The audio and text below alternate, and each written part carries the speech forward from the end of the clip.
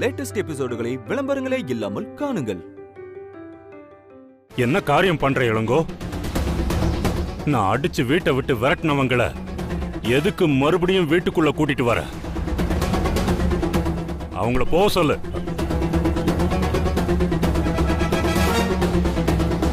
எனக்கு 4 பிள்ளைங்க இருந்தாங்க. அதுல 2 பிள்ளைங்க இன்னைக்கு செத்துட்டாங்க.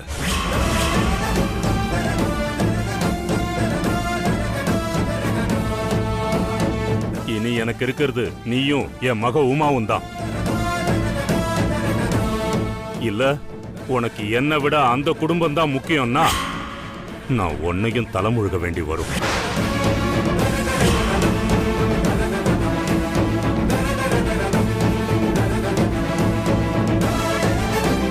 அப்பச்சி, நான் சொல்றேன்னு தப்பா நினைச்சுக்காதீங்க.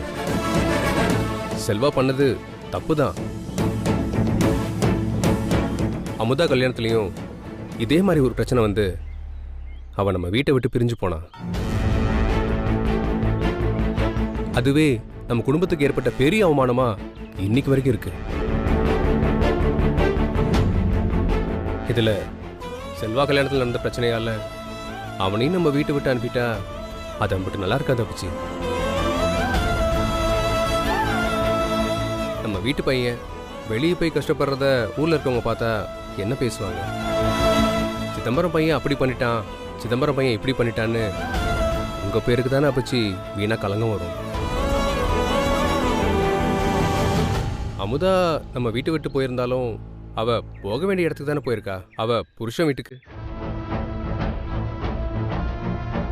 நம்ம குடும்பத்தை விட்டு போயிருந்தாலும் அங்க அவளுக்குன்னு ஒரு குடும்பம் இருக்கு அப்பச்சி.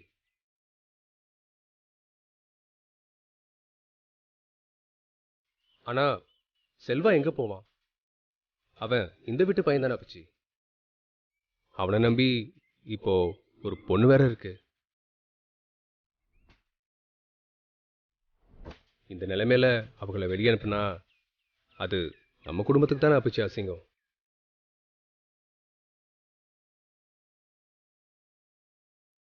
ஆத்திரத்துல இப்படி நிதானத்தை இழந்து வார்த்தையை கொட்டாதீங்க அப்பச்சி. நான் தெளிவா நிதானத்தோட தான் பேசுறேன். நான் யார் மேலெல்லாம் ரொம்ப நம்பிக்கை வச்சனோ அவங்க எல்லாருமே என்ன பெருசா ஏமாத்திட்டாங்க.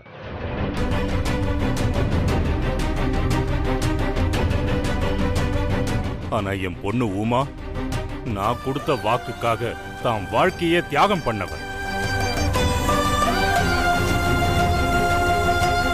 அவ மட்டும்தான் இனி எனக்கு மக. அவளை தவிர இனி எனக்கு யாரும் பிள்ளைங்க கிடையாது.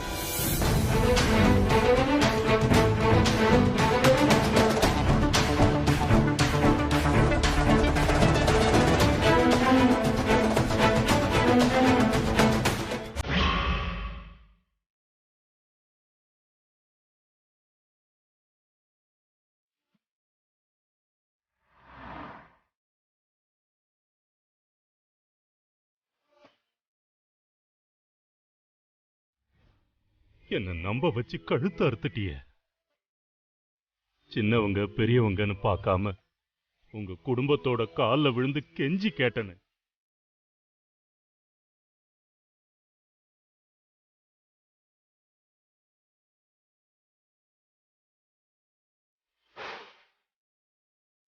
அண்ணா, வண்டியை கொஞ்சம் நிறுத்துங்களேன். என்ன சித்தா? என்னாச்சுமா? ஏன் வண்டியை நிப்பாட சொன்ன? சித்தப்பா, மனசு கொஞ்சம் பாரமா இருக்கு. பக்கத்துல இருக்கிற கோயில்ல கொஞ்ச நேரம் இருந்துட்டு வரட்டுமா? உனக்கு எப்படி நான் ஆறுதல் சொல்றேன்னே தெரியலம்மா. அந்த ஆண்டை வந்து ஆறுதல் கொடுக்கணும். நீ போ அத்தா, போ. ஐயனாரப்பா, என் மருமகளை ஏன் இப்படி சோதிக்கிற? நாங்க அப்படி என்ன உனக்கு குறை வச்சுட்டோம்? மனுஷங்க நாம பண்ற தப்புக்கு கடவுள் என்ன பண்ணுவார் அத்தை? நீங்க வீட்டுக்கு போங்க, நான் வந்துடுறேன். டே மாப்பிள்ள, நீயும் கூட போயிட்டு வாடா. அமுதா பத்திரமா கூட்டு வா. சரி மாமா.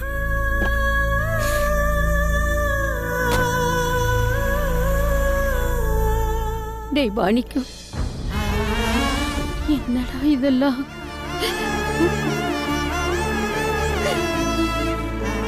என்னக்கா நீ சின்ன புள்ள மாதிரி?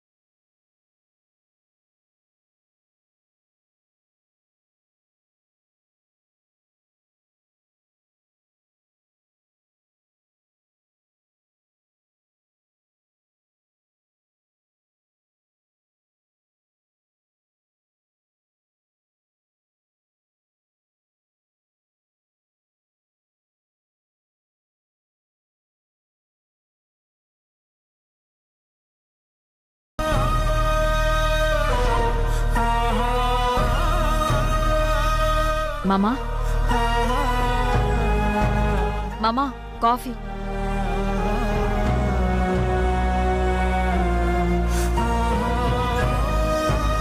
எல்லாமே என் பொண்ணு அமுதாதான் முன்ன நின்னு பண்ணுவா. விருப்பம் இருந்தா வீட்ல இருங்க, இல்லனா கிளம்புங்கன்னு என்னையும் உமாவையும் இந்த வீட்டை விட்டு வெளியில போக சொன்னீங்க. இப்ப என்னாச்சு? அவ முன்ன நின்னு பண்ண காரியத்தை பாத்தீங்களா? இப்ப நீங்க யார இந்த வீட்டை விட்டு வெளியில தள்ளுனீங்க? நாங்க அவளை பத்தி சொல்லும்போது எங்களை தப்பா நினைச்சீங்க. நாங்க பேசுனது கொஞ்சம் எண்ணெயில போட்ட கடுகு மாதிரி தெரிக்கதான் செய்யும்.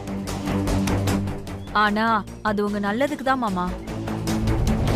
எங்களை நீங்க இம்புட்டு அவமானப்படுத்தியும் நாங்க ஏன் இன்னும் அமைதியா இருக்கோம்னா உங்க மேல எங்களுக்கு அம்புட்டு மரியாதை இருக்கு. ஆனா அது ஏன் உங்களுக்கு புரியவே மாட்டேங்குது? அமுதா பவுசுக்கு போடுற கருவேப்பிலை, அது என்னைக்குமே இலையில ஓரமாதான் இருக்கும். நான் ஏற்கனவே ஒருத்தரை நம்பி மனசு நொந்து போயிருக்கேன். என்ன வார்த்தையால கொல்லாத நாகு. ஐயோ மாமா, இத நான் இப்ப கூட உங்க மனசை காயப்படுத்தணுங்கிறதுக்காக சொல்லல. திரும்ப உங்க மனசு காயப்பற்ற கூடாதுன்னு தான் நான் சொல்றேன். நீங்க தலைமையில தூக்கி வச்சவ உங்களை எப்படி ஏமாத்திட்டான்னு பாத்தீங்கல்ல. நான் சொல்ற நல்லது எதுவுமே உங்களுக்கு புரிய மாட்டேங்குதே. என்ன காயப்படுத்தினவங்களை பத்தி திரும்ப இந்த வீட்டுல பேசாத. நான் அவளை திரும்ப நம்பினது தப்புதான். இப்ப என் மனசுக்குள்ள இருக்கிற ஒரே கவலை, என் சம்பந்தி குமரேசனுக்கு நான் என்ன பதில் சொல்ல போறேன்? என் ஒரே மக உமாவோட வாழ்க்கைக்கும் இதனால எந்த சிக்கலும் வந்துடக்கூடாதுங்கிற பயம்தான். உமா ஒண்ணும் உங்களை கஷ்டப்படுத்திட மாட்டா. அவ உங்க நல்லதுக்காகவே வாழ்றவ. நானும் தான் மாமா. நீங்க என்னைக்கு எங்களை மதிச்சிருக்கீங்க?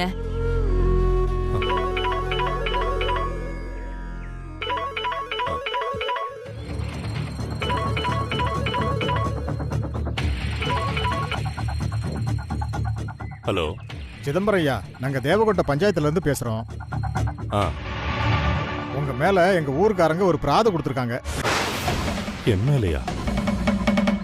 நீங்க உடனே கிளம்பி இங்க எங்க பஞ்சாயத்துக்கு வந்தா நல்லா இருக்கும். என் மேல யாரு? உங்க சம்பந்தி குமரேசனும் உங்க பொண்ணு உமாவும் தான் ஐயா.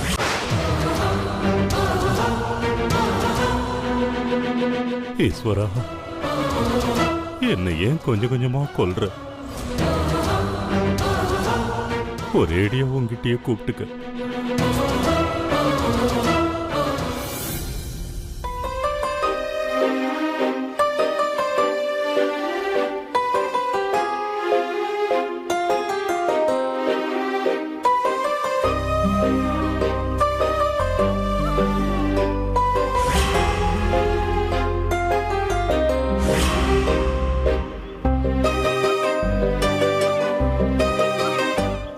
பாவம் பண்ண எனக்கு மட்டும் ஏன் இப்படி எல்லாம் நடக்குது? அப்புச்சி எங்க வீடு தேடி வந்து எங்க எல்லார் காலையும் விழுந்து இந்த கல்யாணம் நல்லபடியா நடக்கணும்னு சத்தியம் வாங்கிட்டு போனாக. அவ கௌரவத்தை காப்பாத்த, எங்க குடும்பம் கொடுத்த சத்தியத்தை காப்பாத்த நானும் எப்படி எல்லாமோ போராடினேன். எல்லாம் நல்லபடியா மாறப்போது. எங்க அத்தை குடும்பத்துக்கும் அப்புச்சி குடும்பத்துக்கும் ஒரு சுமூகமான உறவு வரப்போது. எனக்கும் என் அப்புச்சிக்கும் இருக்கிற உறவு மறுபடியும் வரப்போது நம்பிக்கையா இருந்தேன். அதுக்கேத்த மாதிரி எல்லாமே நடந்துச்சு. அப்புச்சி என்ன மறுபடியும் வீட்டுக்கு கூப்பிட்டு என் புருஷனுக்கும் மரியாதை கொடுத்து என் கையால நிச்சயம் வரைக்கும் பண்ணாக. ஆனா எல்லாம் கைகூடி வர நேரத்துல இப்படி எல்லாமே தலைகீழா மாறி போச்சு. நாங்க குடும்பமா கொடுத்த வாக்க நம்பி தானே அப்புச்சி நம்பிக்கையா இருந்தாக.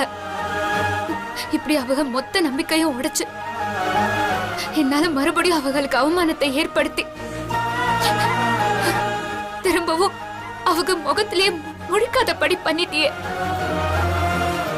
ஒரு தகப்பனா எனக்கு பிடிச்ச எல்லாத்தையும் பண்ணி கொடுத்த என் அப்புச்சிக்கு ஒரு மகளா அவர் ஆசைப்பட்ட எதையுமே என்னால பண்ண முடியாத சூழ்நிலைய ஒவ்வொரு தடவையும் எனக்கு அமைச்சிட்டு இருக்க. எனக்கு நியாயம்னு படுறது எங்க அப்புச்சிக்கு தப்புன்னு படுது. எங்க அப்புச்சிக்கு நியாயம்னு படுறது எனக்கு தப்புன்னு படுற மாதிரி ஏன் எங்களுக்குள்ள இப்படி ஒரு தர்ம சங்கடத்தை உருவாக்குற? எனக்கு இம்புட்டு சங்கடத்தை கொடுத்தாலும் ஒரே ஒரு நல்ல விஷயத்த பண்ணிருக்க. நீ ஆசைப்பட்ட 2 மனச ஒன்னா சேர்த்து வச்சிருக்க. எனக்கு எங்க அப்புச்சி கிடைக்கலனாலும் புவனாவுக்கு அவ ஆசைப்பட்ட செல்வா கிடைச்சிட்டான். அது மட்டும்தான் இப்போ என் மனசுல இருக்கிற ஒரு சின்ன ஆறுதல். ஆனா ஒண்ணு நான் வேண்டி கேட்டுக்கிறேன். அவங்க உறவுல எந்த சிக்கலும் பிரச்சனையும் வராம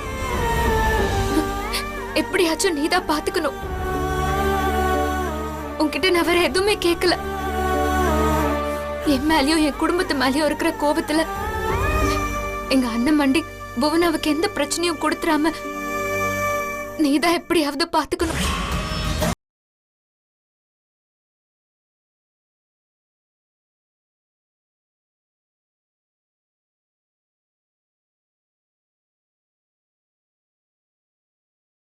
புரியுதோ இல்லையோ எனக்கு நல்லா தெரியும். புவனாவுக்கு நினைச்ச வாழ்க்கை அமைஞ்சிச்சுன்னு சந்தோஷப்படுறதா, இல்ல உனக்கும் அப்பச்சிக்கும் இருந்த உறவு முறிஞ்சு போச்சுன்னு வருத்தப்படுறதான்னு எனக்கு தெரியல. இதுல நான் உனக்கு எப்படி ஆறுதல் சொல்றதுன்னு எனக்கு தெரியல அமுதா. நம்ம 2 குடும்பத்துக்கும் நடுவில் இருக்கிற பிரச்சனை ஒன்றும் புதுசு இல்லை. ஆனா அது இன்னும் கொஞ்சம் பெருசாயிடுச்சு. உங்க அப்பச்சிக்கும் உன் மேலேயும் நம்ம குடும்பத்து மேலேயும் கோவம் அதிகமாயிடுச்சு. அது எப்படி படிப்படியா நம்ம சரி பண்ணணும்னு மட்டும் யோசிக்கலாம். காலப்போக்கில் நம்ம சூழ்நிலைய அவங்க புரிஞ்சுப்பாங்க. அந்த செல்வா பண்ண முட்டாள்தனத்தால நீ என்ன பண்ணுவ? அவருக்கும் ஒரு நாள் அது புரியும். அது வரைக்கும் நீ நம்பிக்கையா தைரியமா இருக்கணும். உனக்கு என்ன பிரச்சனை வந்தாலும், யாரும் உன் கூட இருந்தாலும் இல்லைனாலும், உனக்கு என்னைக்கும் பக்கபலமா நான் இருப்பேன். கண்டிப்பா நான் இருப்பேன்.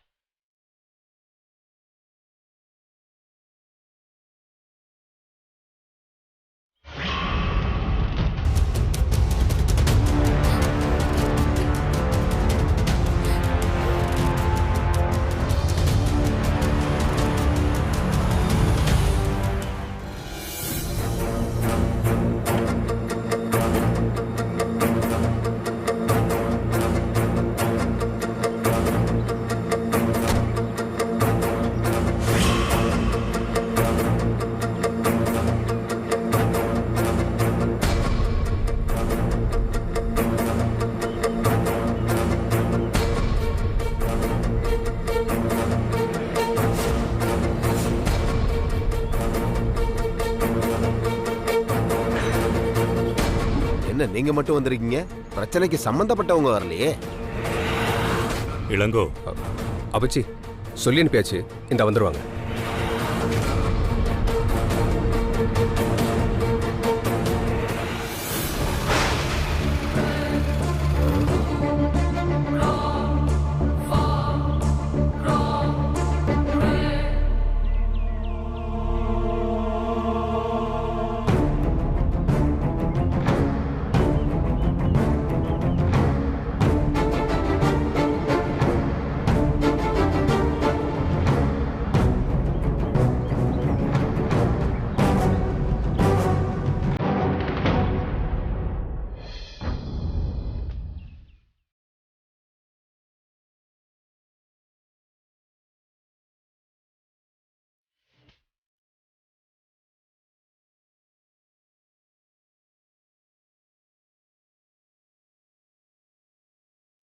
உமா, எதுக்கு உமா இப்படி பண்ண?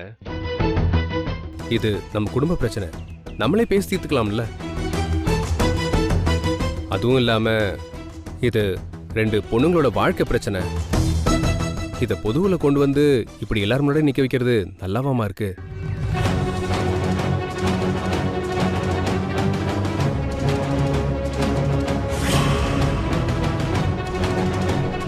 ஆமா உமா, என்னடி காரியம் பண்ணிருக்க? உனக்கு உங்க அக்கா அமுதா புத்தி வந்துருச்சா? உங்க அப்பச்சி மேல பிராது கொடுத்திருக்க? உமா, இத நீ குடுக்கல. நீ இப்படி பண்ண மாட்டேன்னு எனக்கு நல்லா தெரியும். இல்ல அண்ணமண்டி, நான் தான் எங்க அப்பச்சி மேல பஞ்சாயத்துல பிராது கொடுத்தேன்.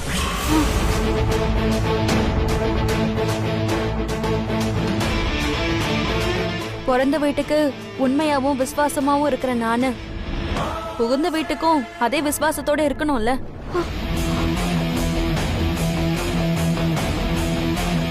என் நாத்தனார் வாழ்க்கையில இப்படி ஒரு இடி விழுந்ததுக்கு அப்புறம் அதை நான் கண்டுக்காம இருந்தா எப்படி அண்ணமண்டி?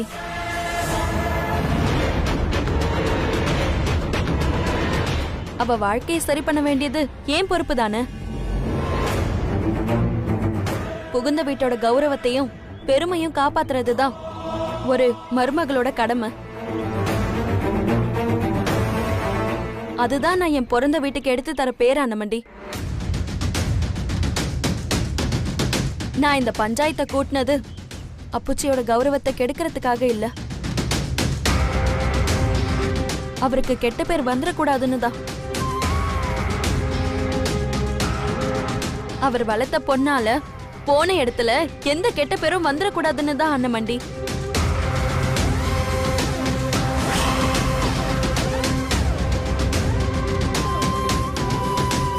உமா, நீ 1000 சமாதானம் சொன்னாலும் நீ பண்ணது தப்புதாமா. அவளை எதுவும் சொல்லாதீங்க. அவ மேல எந்த தப்பும் இல்லை. என் பொண்ணா இப்போ வரைக்கும் சரியாதான் நடந்துகிட்டு இருக்கா. மாமா, என்ன இருந்தாலும் நீங்க இங்க வந்து பாருங்கம்மா, பஞ்சாயத்து கூட்டினதுக்கு அப்புறம் உங்களுக்குள்ள என்ன பேச்சுவார்த்தை? எப்ப வீட்டு பிரச்சனை பொதுவுல வந்துச்சோ அப்பவே இது பொது பிரச்சனை ஆயிடுச்சு. இனி நீங்க பேசுறதுக்கு எதுவும் இல்ல.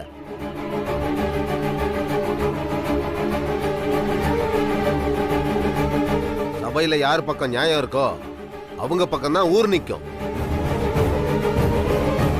அதுக்கப்புறம் ஊர் சொல்ற முடிவுக்கு தான் நீங்க கட்டுப்பட்டாகணும்.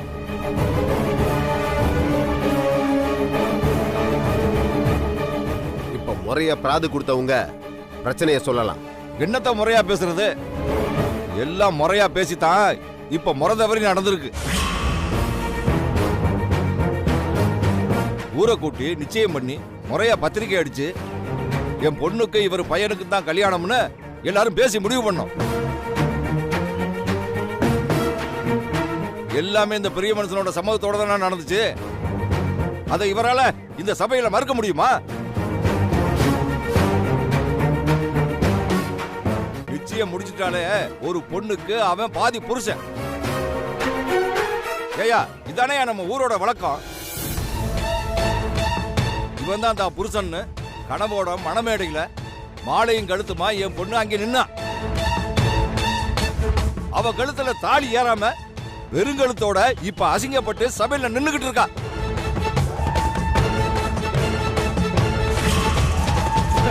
இதுக்கெல்லாம் இந்த பெரிய மனுஷன் என்னையா பதில் சொல்ல போறாரு? என் பொண்ணோட வாழ்க்கைக்கு இந்த பஞ்சாயத்து என்ன பதில் சொல்ல போகுது?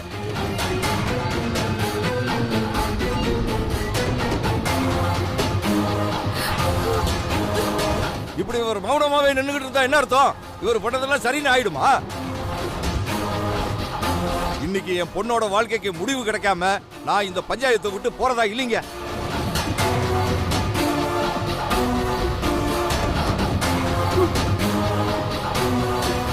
அவங்க சொல்ற எல்லா தப்பையும் நான் ஒத்துக்கிறேன். எதையும் நான் மறுக்கல. நடந்த தவறுக்கு நான் முதல்ல மன்னிப்பு கேட்டுக்கிறேன்.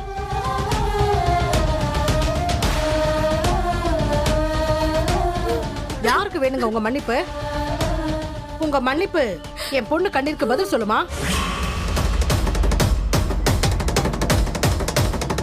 உங்க மன்னிப்பு என் பொண்ணோட வாழ்க்கையை சரி பண்ணுமா? மன்னிப்பு கேட்கிறாரா? மன்னிப்பு யாருக்கு வேணுங்க உங்க மன்னிப்பு?